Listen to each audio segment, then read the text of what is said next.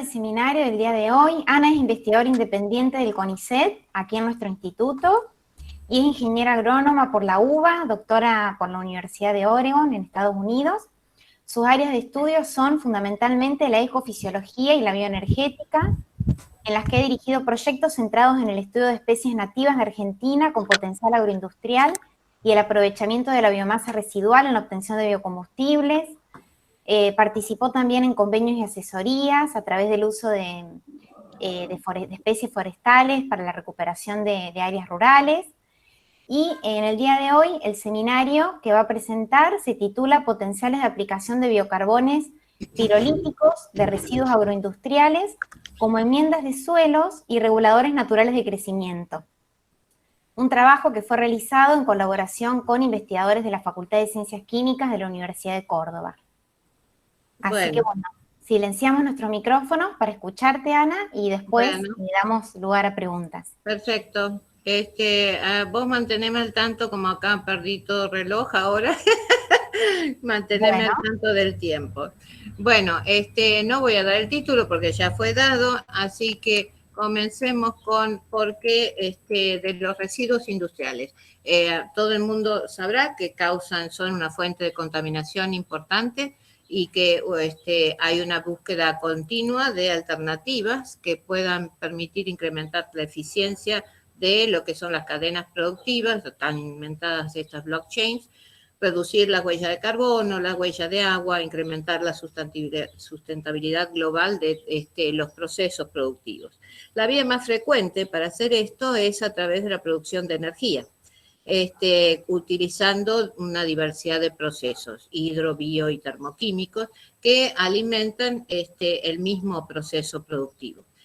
A su vez, dentro de estos procesos, la pirólisis, que es un proceso termoquímico, es el que está siendo usado últimamente en muchas industrias y que tiene además muchísimo potencial.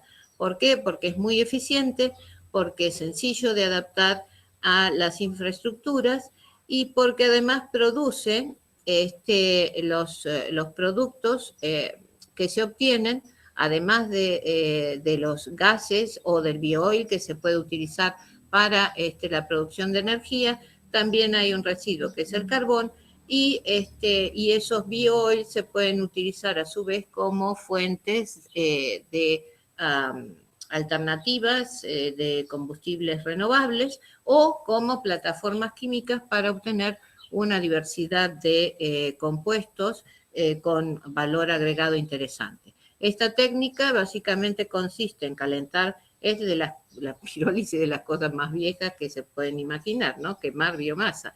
Nada más que en este caso el calentamiento se produce en ausencia de oxígeno y con o sin vacío. A su vez después hay otra vez una gama enorme de tipos de pirólisis.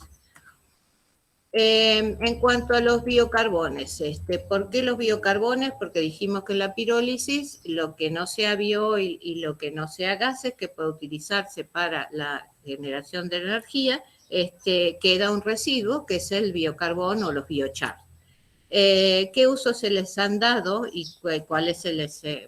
esto también es muy antiguo, la utilización del carbón como enmienda de suelo, pero bueno, en el contexto del cambio climático y todo lo demás, una de las cuestiones importantes es como secuestro de carbono para enmendar suelos, como portador por su estructura de fertilizantes y herbicidas que permiten el release de esos en forma progresiva, para obtener bioenergía, como remediación ambiental, como suplemento también para alimentación de ganado y especies de corral, porque pueden absorber tóxicos y sustancias distintas y evitar enfermedades que tienen que estar asociadas con diarreas y todo ese tipo de cosas también en la época de destete del ganado, sobre todo lechero. Como enmienda de suelo, ¿qué hace? Lo que se ha visto es que mejora las propiedades químicas y físicas aumenta la retención de agua y la conductividad hidráulica, aumenta la resistencia a patógenos, miren que voy a usar, absorbe tóxicos, contaminantes, tanto metales pesados como herbicidas, y todas estas características o efectos entonces influyen tanto en la productividad de cultivos, en el ciclado de nutrientes, en las interacciones microbianas y en el destino de carbono. Ahora, la cuestión es que el warning acá es que no se puede sencillamente extrapolar los resultados de materiales que no fueron testeados. Y por otro lado, está la idea de que es necesario hacer tanto ensayos a corto y largo plazo antes de que cualquier material nuevo pueda ser utilizado y recomendado a gran escala. Y estos efectos, y por qué este warning, es porque también se ha visto que puede producir efectos negativos y que están asociados con los hidrocarbonos, los PAS, que son los hidrocarbonos, carburos aromáticos policíclicos, y los metales pesados, que en este caso lo que hacen es interferir en la señalización en la rizosfera y por lo tanto pueden generar efectos contraproducentes o no deseados en la biota microbiana. Y también pueden tener altos contenidos de volátiles orgánicos y otros compuestos orgánicos más pequeños que pueden permanecer en los biocarbones luego de ser producidos y ser lixiviados en el suelo. Dentro de los residuos, entonces, que decimos nosotros estudiar, hubieron dos lignocelulósicos y uno no lignocelulósico. Dentro de los primeros, las cáscaras del girasol y maní. ¿Y por qué? Porque son, para nosotros son industrias que son importantes a nivel regional y también a nivel regional en otros, sectores del país. En este caso, de estas dos, el 18 al 30% de la biomasa que se utiliza para el proceso industrial termina siendo cáscara. Y aún que se reutilice este residuo para energía, la cantidad la proporción de biocarbón que se produce llega al 20 a 40%. O sea, esto sigue siendo una cantidad de material que hay que disponer muy importante. Y buscar las aplicaciones, entonces, es una de las cuestiones básicas que nos motivó a este trabajo. Y en cuanto a las algas, bueno, también la pirólisis de algas está siendo muy empleada para la producción de biooil y también para bioinsumos, y en ese caso el biocarbón o el carbón pirolítico representa un 30% de la biomasa que inicialmente se usa. Nosotros en este caso decidimos emplear además como alga testigo la espirulina. ¿Qué antecedentes podemos encontrar sobre los usos de estos biocarbones? En girasol se usan como aditivos en suplementos en alimentación para la absorción de colorantes en medios acuosos como cobre, como azul de metileno, y para la producción de energía en refinerías. De los tres materiales, el más estudiado por lejos es el maní y también el más caracterizado. También se usa como absorbente de colorantes y metales pesados y también además en medios acuosos en aguas residuales.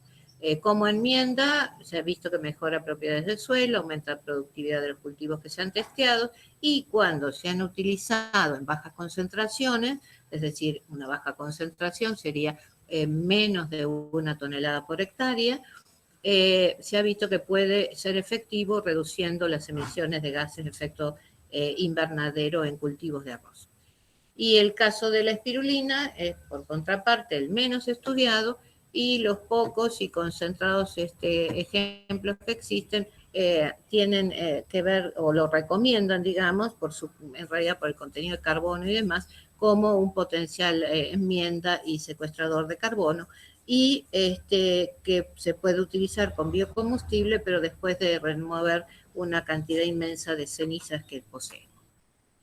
Y dentro de los efectos ahora de los extractos acuosos de estos biocarbones, sobre la germinación y crecimiento, hay efectos de todo tipo. Y por eso es muy difícil también generalizar. Entonces, por ejemplo, como efecto promotor, no sé si en algún seminario yo había comentado que con los extractos acuosos de Florencia olepi, por ejemplo, una de las especies nativas y endémicas de aquí, encontramos que incrementaba en raíz más de un 200% y en tallos un 160% el crecimiento. En otros casos se ha visto que no tiene efecto cuando sobre todo los biocarbones que se utilizan son con bajos contenidos de volátiles orgánicos y los efectos negativos en principio están asociados, en los casos que se han determinado la composición de esos extractos, a carbones que tienen altos niveles de orgánicos y de policíclicos aromáticos. Entonces, en función de lo que hay, de lo que se sabía y de lo que hay que estudiar para poder llegar a tener una idea del comportamiento de estos biocarbones y extractos acuosos, determinamos, los objetivos fueron determinar el análisis elemental de las biomasas de partida, determinar el rendimiento de los productos de la pirólisis rápida, caracterizar a los biocarbones pirolíticos, evaluar la bioactividad de los extractos acuosos a partir de ensayos de germinación y crecimiento con lechuga, y esto como un proxy para evaluar el potencial como enmienda de suelo, ¿no es cierto? Y a su vez identificar después cuáles eran los compuestos orgánicos presentes en esos extractos acuosos y tratar de correlacionar esa composición con la bioactividad.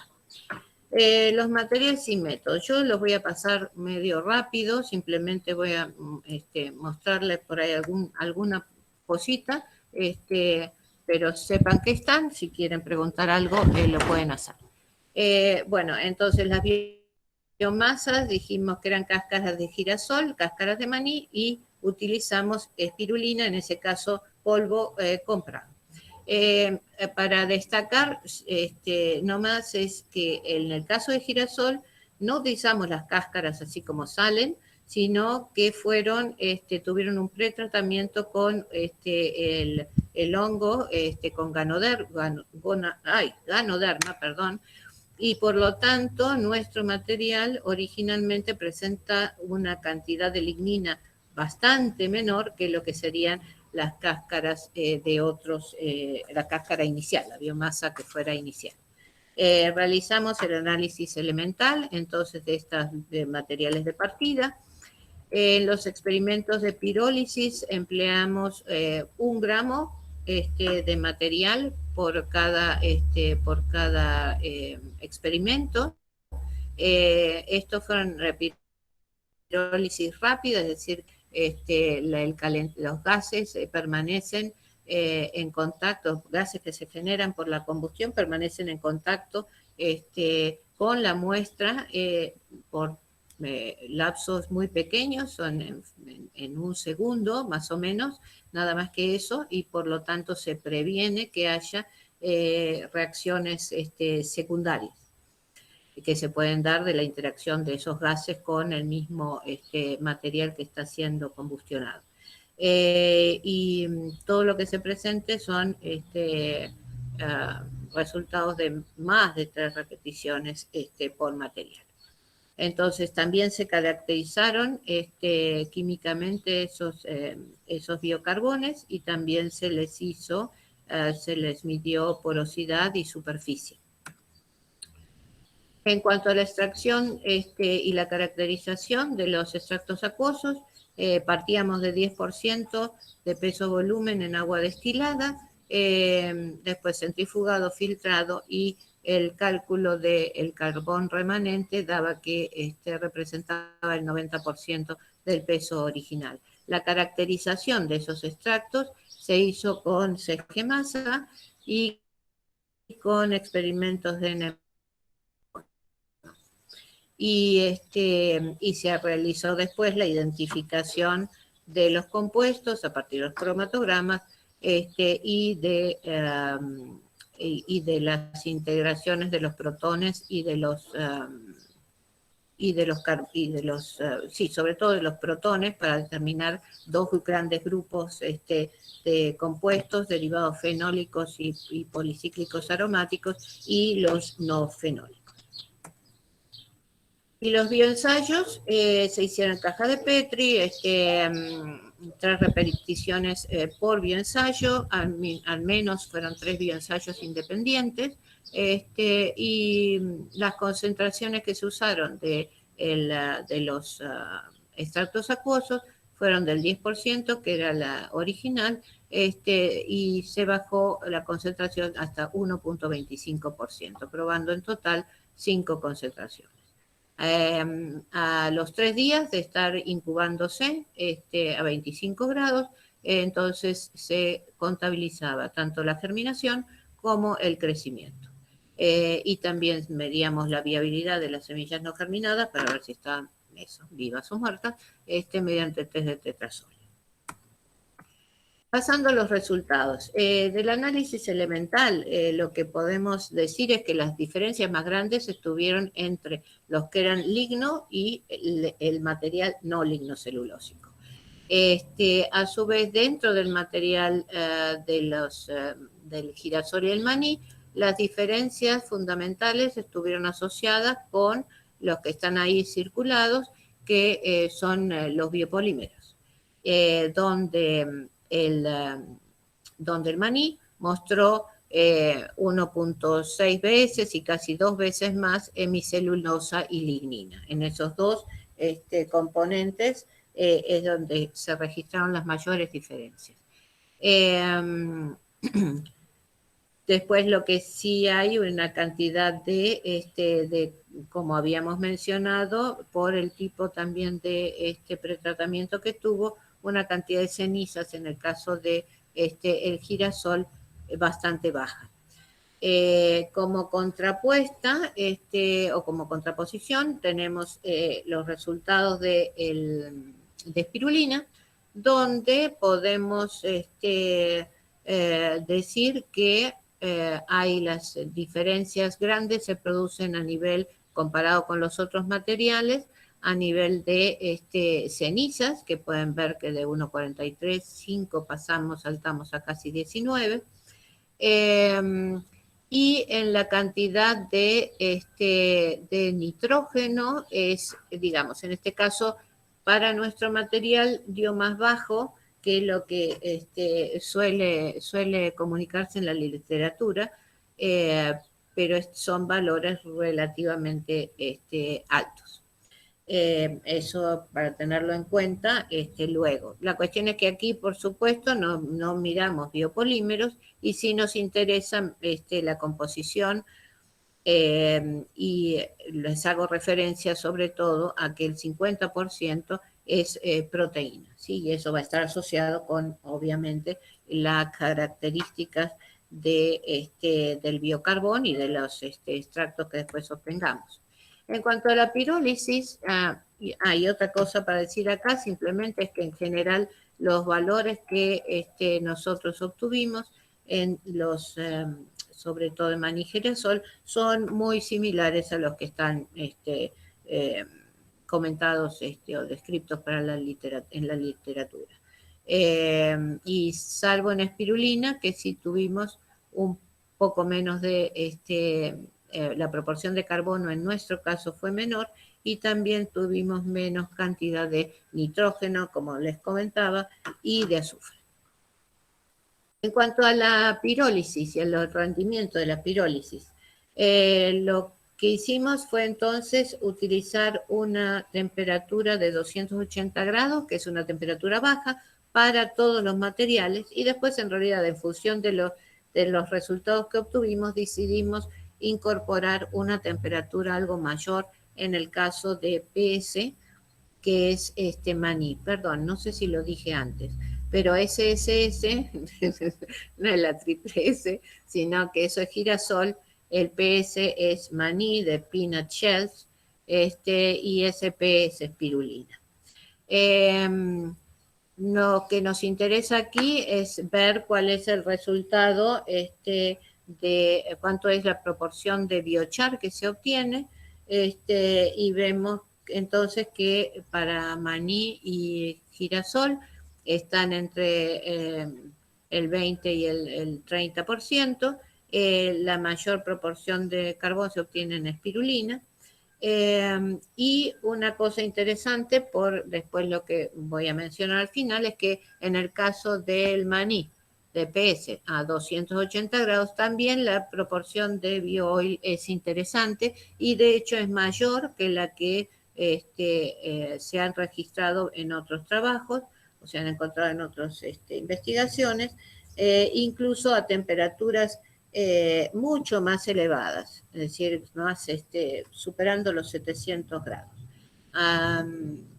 Bueno, en cuanto a la caracterización, entonces, pasamos del material original, de saber cómo estaba compuesta, la pirolizamos, obtuvimos los distintos productos de pirólisis, y ahora estamos analizando entonces el biocarbono.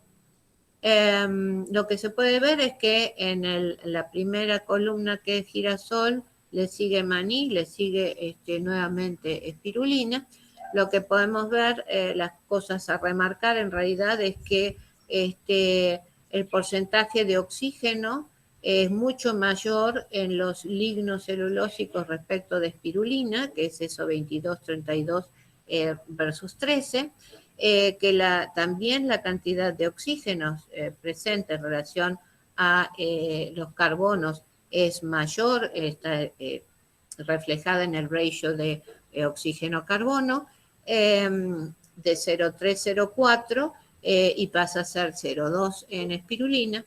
Y de las características más salientes de la espirulina, tendríamos para decir que tiene una porcentaje de nitrógeno muy elevado con respecto a los otros dos materiales, que también tiene en este triángulo que dice 26%, pueden ver las diferencias del contenido de cenizas respecto de los otros dos, que están en 2,1 y 3, y este es el que tiene el doble de la relación de hidrógeno-carbono, ¿no? O sea que pirulina tiene más hidrógeno y los otros materiales tienen más oxígeno por carbono. Ahora entramos entonces en ver cuáles son los efectos de estos extractos acuosos, cuál es la bioactividad en estos ensayos de germinación y crecimiento que les comenté. Estos son los resultados de las cáscaras de los extractos acuosos de las cáscaras de maní cuando fueron pirolizadas a 280 grados, cuando el material fue pirolizado a esa temperatura. Todas las gráficas estas son del mismo tipo, donde aquí vemos el porcentaje del extracto acuoso, 1,25, 2,5, en realidad 5, 7,5 y 10 fueron las que nosotros utilizamos. Y está expresado la germinación y el crecimiento de la raíz en rojo y del tallo en verde en función de la germinación o el crecimiento de los controles. Lo que podemos ver es que no hay ninguna diferencia en la germinación, no hay ningún efecto en ese caso.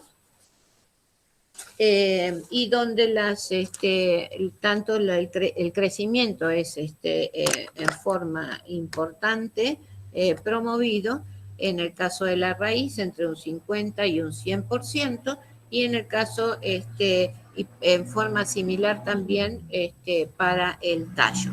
Nada más que el mayor efecto promotor en el tallo se encuentra a concentraciones más bajas, mientras que en la raíz, a lo largo de todas las concentraciones, se puede observar ese efecto promotor. En el caso, entonces, esto es para maní a 280. En el caso del girasol, a la misma temperatura, podemos ver que también la germinación no se afecta en la línea celeste, y a las concentraciones más bajas, hasta 2.5, se puede observar un pequeño aumento de un 20% de el crecimiento de los tallos. Y luego no es afectado estadísticamente, por lo menos. Y en cuanto a la raíz, si bien hasta ese 2.5 no hay diferencias significativas con respecto al control, puede llegar después, con las concentraciones mayores, a tener un efecto inhibitorio en el crecimiento de hasta un 40%. Ahora, pasamos a la cáscara de maní, pero ahora en vez de 280, 350, y vemos que el panorama es bien diferente al que veíamos antes. La germinación sigue sin estar afectada, y solamente lo es a la concentración más elevada, donde disminuye hasta un 40%. En la raíz, en cambio, hay una disminución del crecimiento que se da se da con un valor leve, digamos, en las concentraciones menores.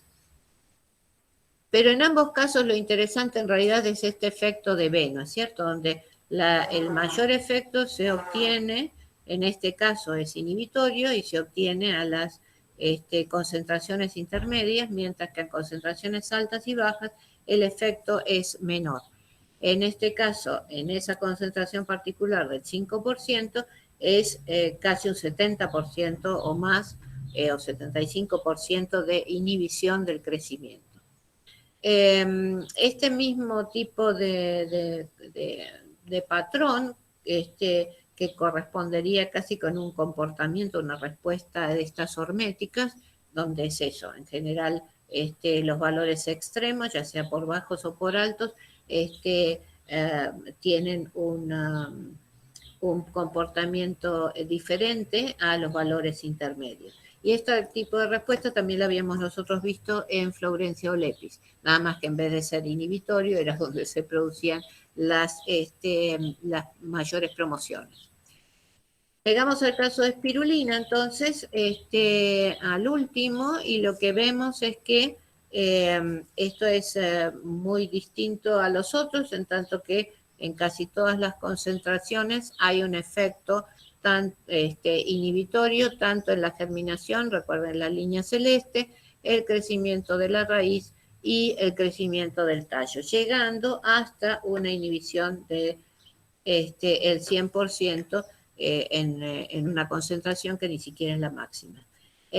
Una cuestión interesante, no obstante, y casi anecdótica, es que también a la menor concentración de 1,25 hay un efecto promotor en el crecimiento de tallo y raíz. Bueno, en cuanto a el análisis y la caracterización, entonces, de estos, hasta ahora entonces mostramos cuál es la bioactividad que demostraron, y ahora queremos saber, bueno, cómo es que están compuestos esos extractos acuosos y tratar de relacionarlos con la actividad. Entonces, los compuestos, como había dicho, fueron los caracterizados por CGMASA y por NMR, por experimentos de NMR. Y básicamente se identificaron dos grandes grupos, los no aromáticos y aromáticos, y determinamos esa relación, ese ratio de no aromáticos sobre aromáticos, para ver también si la preponderancia o la injerencia de algún grupo mayoritario podía determinar alguna o explicar quizás alguna de las respuestas que habíamos visto en cuanto a bioactividad. Entonces, en cuanto a los compuestos, lo que se puede ver es que Bueno, aquí hay no sé si leerlo, pero bueno, es una ciclopentanona, un imidazolidine, y compuestos aldehídos alifáticos, donde están, por ejemplo, el butanal, octanal y octadecenal. Ay, perdón. Y dentro de los aromáticos están el guayacol y el eugenol, que son básicamente producidos por la degradación de las ligninas, y una cantidad de policíclicos aromáticos dentro de los, policíclicos aromáticos, está bien. Bueno, después podemos ver cuáles son, pero no sería ahora muy importante. Y lo que podemos ver es que entonces el ratio los no aromáticos eran preponderantes respecto de los aromáticos detectados. Por supuesto, esta no es la lista única, sino es la lista de los compuestos más representativos. En el caso del biochar, de los extractos acuosos del Baní a 350, esto cambia drásticamente, y eso se puede expresar no solo por la composición, sino a partir de la relación también que hay entre los no aromáticos y aromáticos, que baja a 1.1. O sea que el componente de aromáticos es mucho mayor. En el caso de los biocarbones de girasol, tenemos algunos compuestos que se repiten en estos dos materiales lignocelulósicos y a distintas temperaturas, que es 2-hidroxi-3-metil, es un clásico, ciclopentén. Hay otro ciclopentén más, y en este caso hay una incorporación de ácidos, cosas que no estaban presentes en los anteriores. Y dentro de esos ácidos están el palmítico y el octadecenoico. En este caso del girasol, lo que vemos es que hay un aumento también de compuestos aromáticos en relación a los no, un aumento de la proporción de no aromáticos respecto de aromáticos. No sé si antes lo dije bien o no, pero por las dudas rectifico. Y en cuanto a la espirulina, hay una característica, tiene compuestos característicos muy diferentes, donde hay aminas cíclicas y acíclicas y compuestos y nitrilos alifáticos de cadena larga. Y donde la composición de aromáticos está relacionada con fenoles y compuestos policíclicos. Como ven, en este caso, también la relación de no aromáticos versus aromáticos es muy alta, y parecida en todo caso a la que se obtenía el 3.2 del Manía 280, pero la composición es drásticamente diferente. En este caso, de la espirulina, tenemos compuestos como piperacina y esta 4-aminometil 2-pentanone y aminas alifáticas, y compuestos como el hexadecanitrilo y el pentadecanitrilo, todos compuestos que contienen nitrógeno y que están asociados con la cantidad de nitrógeno que tiene el biocarbón, como pudimos ver antes, que esa era una de las características y las diferencias con los otros materiales.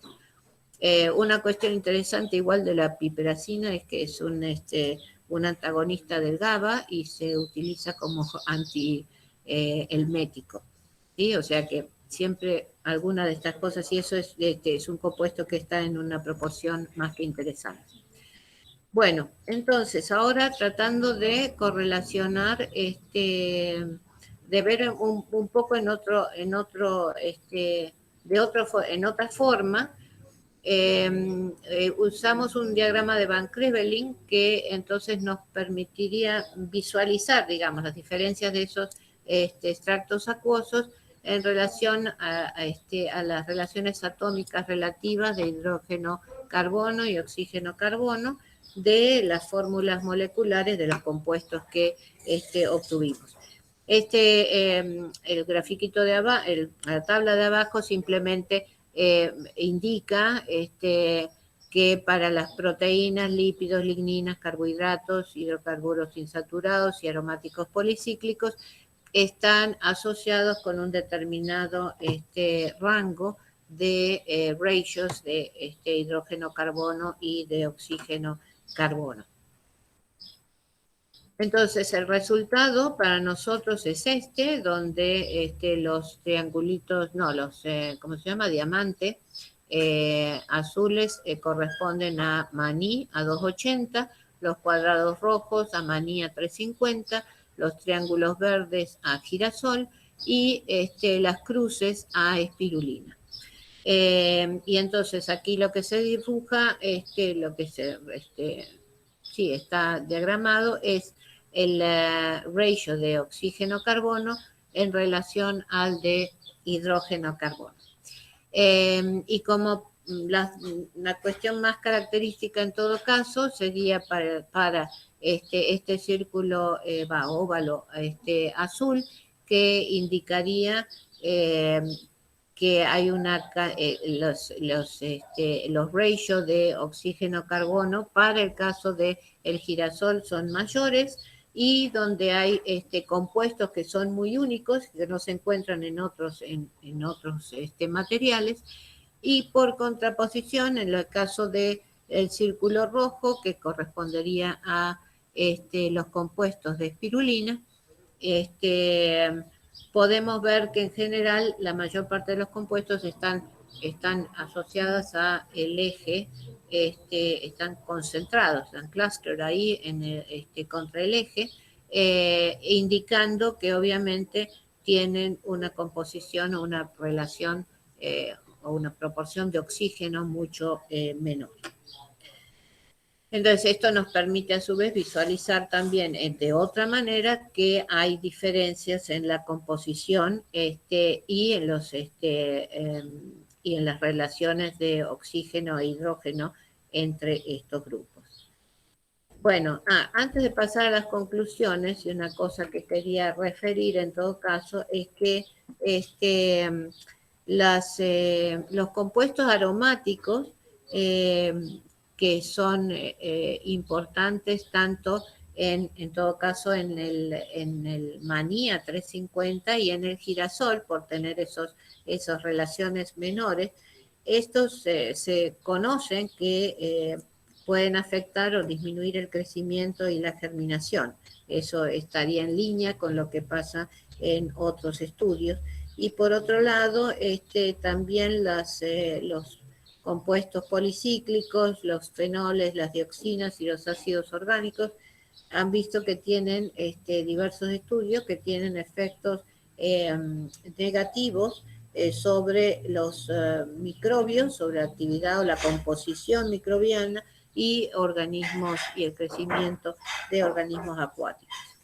Así que eso podrían ser los que explicarían el porqué de del efecto negativo.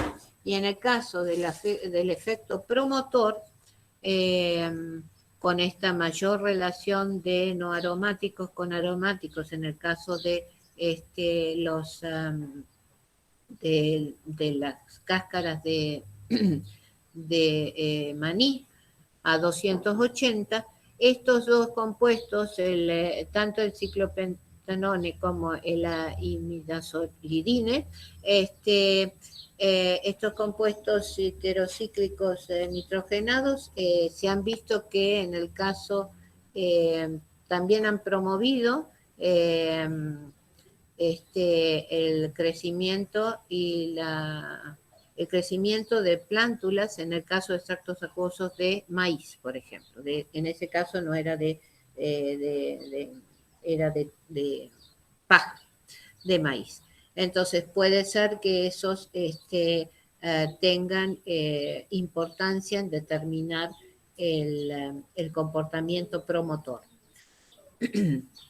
Bueno, entonces, pasando ya a las conclusiones, lo que podemos llegar a, lo que pudimos ver a partir de lo que hemos hecho es que en realidad esta evaluación a partir de los extractos acuosos es un buen proxy para evaluar la bioactividad de los biocarbonos dentro de lo que sería la matriz del suelo y en relación a los compuestos que pueden ser lixiviados de esos biocarbones y que se solubilizarían en agua. Es importante esta historia de por qué los extractos acuosos, porque estando inmerso en la matriz del suelo, no hace falta que llueva un montón, simplemente también esa atmósfera saturada de vapor que se puede dar después de las lluvias y que puede durar un tiempo más considerable en el caso de que haya habido un aporte de biocarbono al suelo, eso solo puede generar una solubilización de esos compuestos y una lixiviación hacia el suelo. Lo que pudimos ver con los resultados de que el carbón de maní obtenido 280 parece ser el mejor, se lleva los premios como enmienda de suelo y también como promotor de crecimiento o bioestimulante, ya que recuerdan que tenía un efecto promotor entre el 50 y el 105%, tanto en tallo como en raíz, y que el origen de estos podrían ser los derivados carbonilos. En cuanto a los extractos acuosos de espirulina a 280, es sería el peor candidato como enmienda, pero quizás el mejor candidato para generar un inhibidor de crecimiento o un herbicida natural.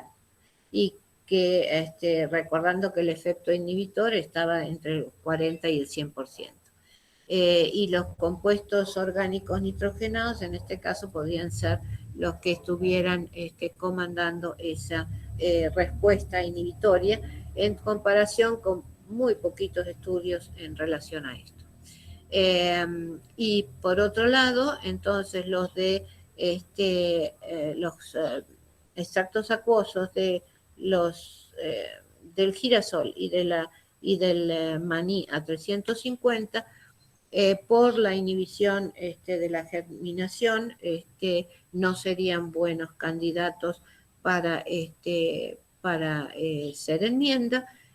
Tampoco es una inhibición exagerada como para pensar en un herbicida natural, pero esta inhibición estaría relacionada con los compuestos aromáticos, como mencionamos, pero podría ser una fuente igual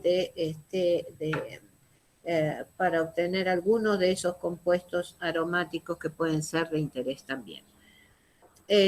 Bueno, por otro lado es importante, y para terminar, que estos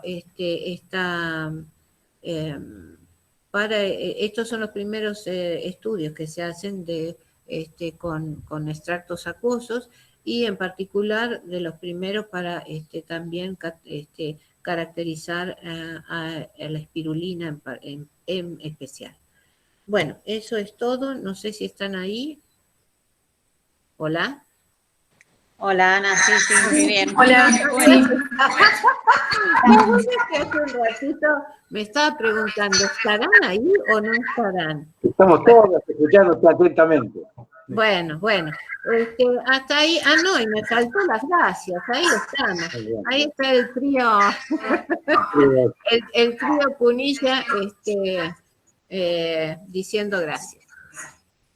Bueno, así que este es el fin de lo que quería comentar, no sé si me excedí o no tengo ninguna relación de tiempo-espacio, así que espero que haya quedado claro, y si no, volvemos a repasar cualquier cosa que se les ocurra. Sí, estamos bien con el tiempo. Muchas gracias por la presentación, estuvo todo súper claro. ¿Hay alguna pregunta para hacer? Yo tengo una pregunta. Yo tengo dos preguntas. Bueno, La primera es si no hay riesgo de que la presencia de hidrocarburos aromáticos policíclicos se puedan ir acumulando en el medio cuando uno está utilizando este producto. mira, hay de todo en la viña del Señor, pero no hay cosas tan antiguas. Es decir, por eso la gente dice, bueno, en realidad hay que hacer los ensayos a largo plazo antes de que la gente se lance a poner cantidades exorbitantes pero en realidad si son, otra vez, si son biocarbones que tienen altos porcentajes de volátiles orgánicos y muy altas cantidades de paz, entonces podríamos estar en algún problema.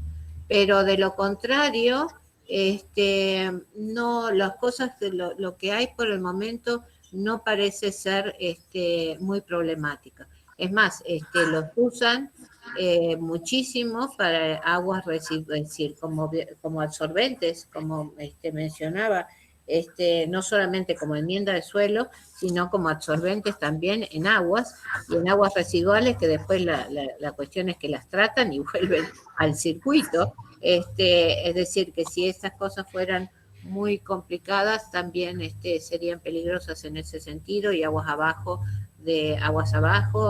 percolando o penetrando en cualquier sistema. Así que sí, hay que tener, creo que la precaución de conocer bien